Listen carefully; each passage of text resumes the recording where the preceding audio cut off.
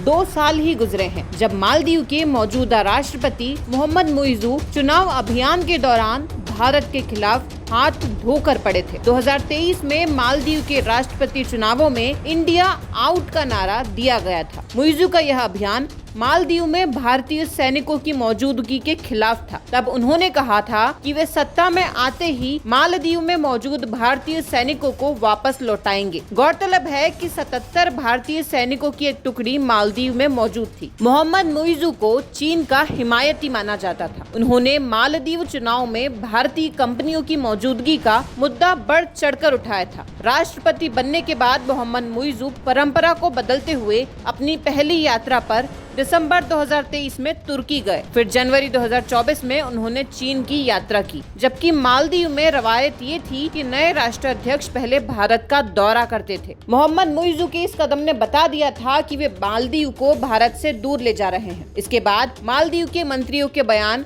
PM Modi को लेकर आए, जो गरिमा के विपरीत थे। लेकिन साल 2023 से 2025 के बीच राष्ट्रपति मुइज़ू को और मालदीव के थिंक टैंक को भारत को नजरअंदाज करने का मतलब समझ आ गया। शुक्रवार को पीएम मोदी जब मालदीव की राजधानी माले पहुंचे तो उनके स्वागत के लिए मालदीव की पूरी सरकार पलक पावड़े बिछाए तैयार थी। खुद राष्ट्रपति मुइज़ू, मालदीव के विदेश मंत्री, रक्षा मंत्री, वित्त मंत्री, गृह मंत्री एयरपोर्ट पर मौजूद थे। 2 साल से कम समय में भी मुइज़ू की बॉयकॉट इंडिया की नीति वेलकम मोदी में तब्दील हो गई। आखिर क्या वजह रही जो राष्ट्रपति मुइज़ू को 18 से 20 महीनों में भारत को लेकर अपनी गलतियों को सुधारने पर मजबूर होना पड़ा? आर्थिक संकट। कोरोना खत्म हो गया, लेकिन असर से मालदीव की अर्थव्यवस्था निकल नहीं पा रही है। मालदीव की अर्थव्यवस्था संकट में है। विदेशी मुद्रा भंडार सितंबर 2024 में मात्र $440 मिलियन था, जो 1.5 महीने के आयात के लिए पर्याप्त था। ऐसे मुश्किल मौके पर भारत ने मालदीव की मदद की। भारत ने $750 मिलियन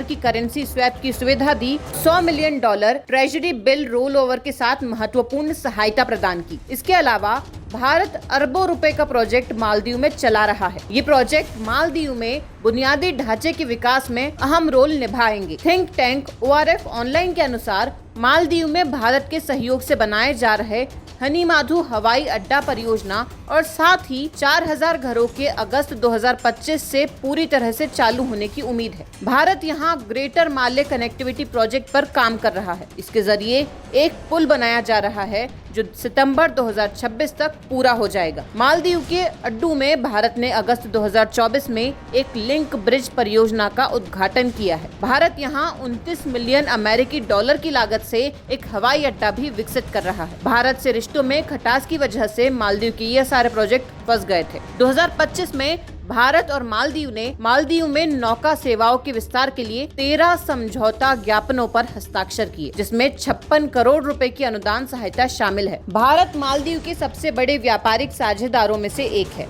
जिसका व्यापार मूल्य 548 मिलियन अमेरिकी डॉलर से अधिक है। ऐसी स्थिति में मालदीव का इंडिया बॉयकॉट का नारा महज चुनावी प्रोपेगेंडा साबित हुआ। पर्यटन पर निर्भरता। मालदीव की अर्थव्यवस्था में पर्यटन का योगदान 28% है, जिसमें भारतीय पर्यटक सबसे बड़े समूह हैं। 2024 में बॉयकॉट मालदीव अभियान के बाद पर्यटकों की संख्या में 50,000 की कमी आई, जिससे $150 मिलियन का नुकसान हुआ। ऐसी स्थिति हुई कि राष्ट्रपति मुइज़ू ने भारतीय पर्यटकों से मालदीव घूमने की अपील की। जब मालदीव और भारत के रिश्ते तल्ख थे तो पीएम मोदी ने लक्षद्वीप की अपनी एक तस्वीर जारी की। ये मालदीव के लिए एक संदेश जैसा था कि अगर रिश्ते नहीं सुधरे तो भारतीय सैलानियों के पास मालदीव के विकल्प के रूप में लक्षद्वीप जैसी सुंदर जगह है। कूटनीतिक दबाव। मुइज़ू की प्रो चीनी नीति और भारतीय सैनिकों को हटाने की मांग ने तनाव बढ़ाया, लेकिन भारत की नेबरहुड फर्स्ट नीति और विदेश मंत्री जयशंकर की अगस्त 2024 की यात्रा ने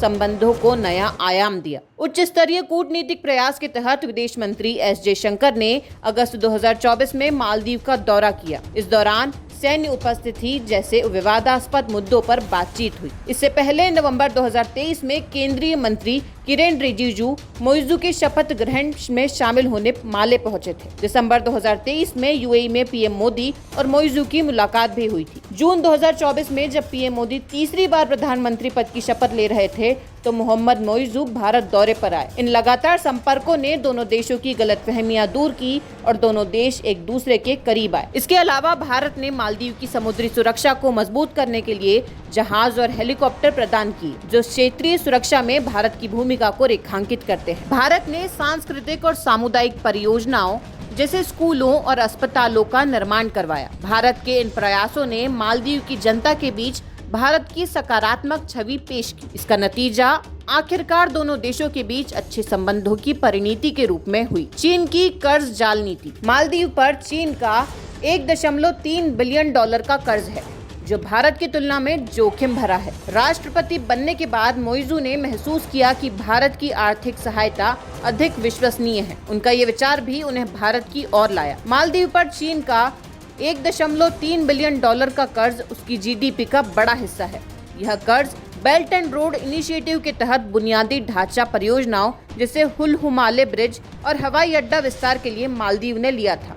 इन परियोजनाओं की लागत अक्सर बढ़ा चढ़ाकर बताई गई और मालदीव जैसे छोटे देश के लिए कर्ज चुकाना मुश्किल हो गया। चीन की उच्च ब्याज दरें और कठोर शर्तें मालदीव को जाल में फंसाती गई, जबकि भारत की सहायता अधिक लचीली और विश्वसनीय रही। इसलिए मोइज़ू ने भारत की ओर रुख किया। क्षेत्रीय सुरक्षा। भारत मालदीव के लिए फर्स्ट रिस्पॉन्डर रहा है, जैसे 1988 के तख्तापलट और 2004 के सुनामी में भारत ने मानवीय आधार पर मालदीव की मदद की। मालदीव की समुद्री सुरक्षा के लिए भारत की भूमिका अपरिहार्य है। भारत के vision Mahasagar, mutual and holistic advancement for security and growth across regions में मालदीव विशेष स्थान रखता है। भारत और मालदीव के बीच सांस्कृतिक, भाषाई और ऐतिहासिक बंधन मजबूत है। सत्ता में आने के बाद मोइज़ू को इसे स्वीकार करना पड़ा। यही वजह रही कि मोइज़ू ने कोर्स करेक्शन करते हुए पीएम मोदी को मालदीव की 60वीं स्वतंत्रता वर्षगांठ के मौके पर बतौर गेस्ट ऑफ ऑनर आमंत्रित किया।